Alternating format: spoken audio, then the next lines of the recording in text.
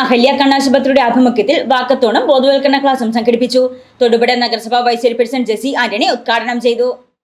തൊടുപുഴ അഹല്യ കണ്ണാശുപത്രിയുടെ ആഭിമുഖ്യത്തിൽ ഗ്ലോക്കോമ വാരാചരണത്തിന്റെ ഭാഗമായി വാക്കത്തോണും ബോധവൽക്കരണ ക്ലാസും സംഘടിപ്പിച്ചു.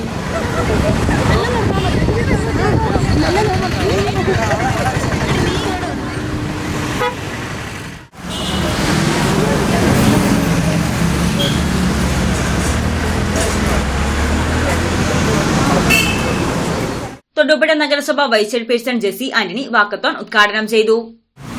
ഗ്ലോക്കോമയെ ആദ്യമേ തന്നെ കണ്ടുപിടിക്കുകയും ശ്രദ്ധിക്കുകയും ചെയ്താൽ ഒരു പരിധിവരെ തടഞ്ഞു നിർത്താനും കാഴ്ചശക്തി നിലനിർത്താനായിട്ട് സാധിക്കും.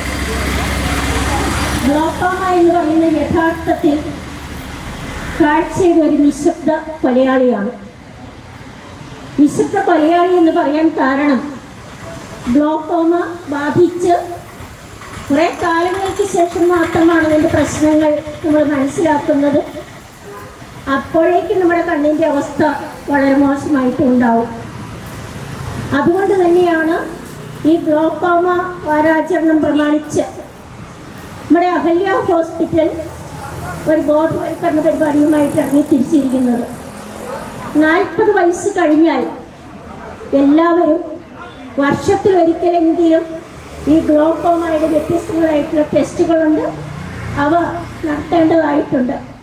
ഗാന്ധി സ്ക്വയറിൽ നിന്നും നഗരസഭാ കാര്യാലയത്തിന് മുന്നിൽ വരെയും മങ്ങാട്ടുകവല മുതൽ മങ്ങാട്ടുകവല ബസ് സ്റ്റാൻഡ് വരെയുമാണ് വാക്കത്തോൺ സംഘടിപ്പിച്ചത്.